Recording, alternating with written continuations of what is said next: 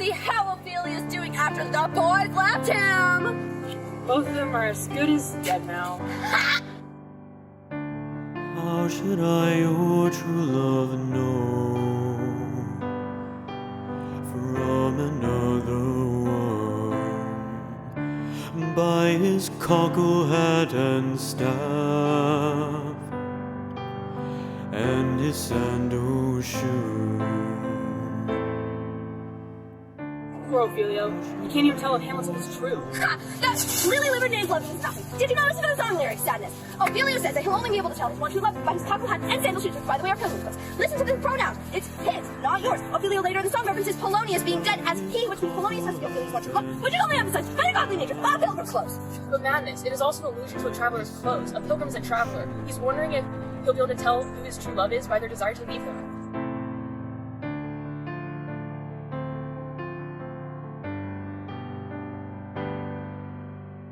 He is dead and gone, lady, he is dead and gone. At his head a grass-green turf, and at his heels a stone. Ophelia's gone completely insane. I mean, do you listen to the repetition? It sounds like she's just going in these mental circles around Polonius' death because she doesn't have anything to do or any identity without him. Such a great love was lost. Listen to the positive visual imagery of the green grass turf. It's all gone.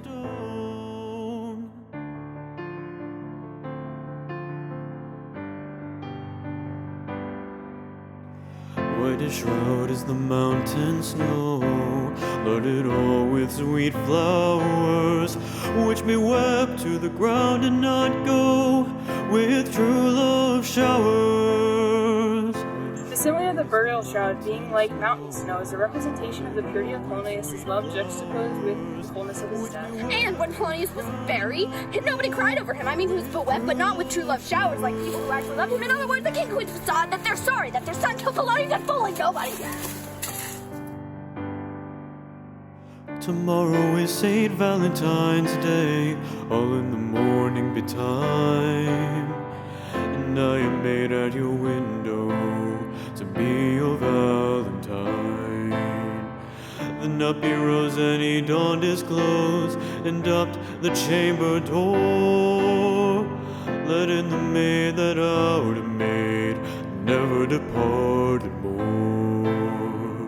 Oh, he must be alluding to the old idea that the first girl a man sees on Valentine's Day is his true love. Yeah, except Polonius is dead, and Ophelia is still willing to wait for him like he has no identity without someone like Polonius to love him.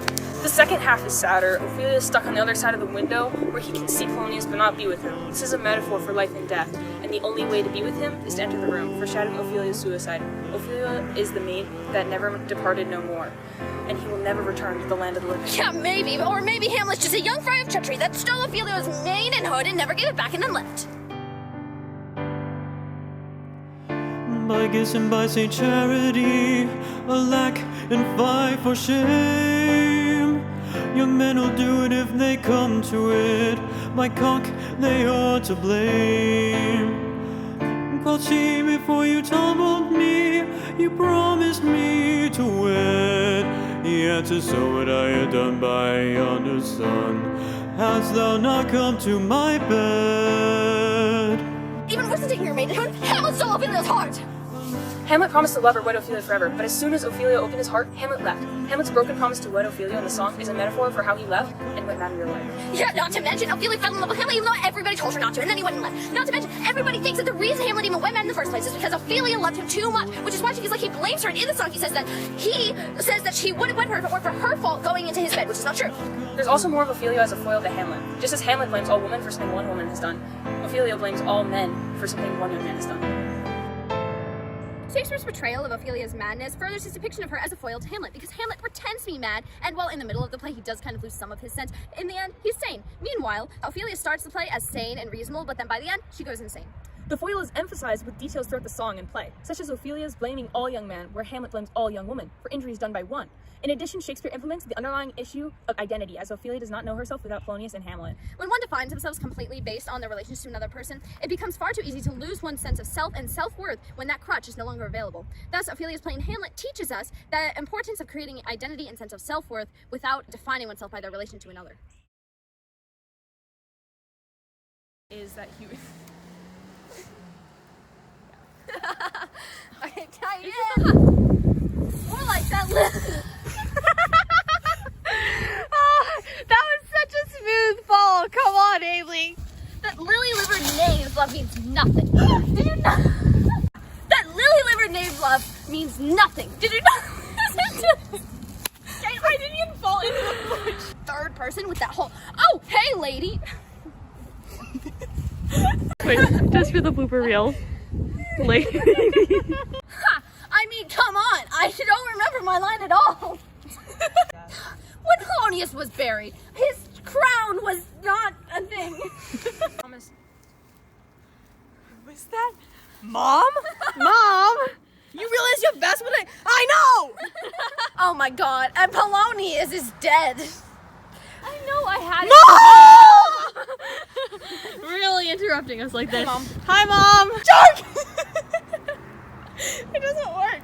I'm gonna do it. We need to catch it all on video. Ophelius! No! Polonius was buried, his chair was corrupt.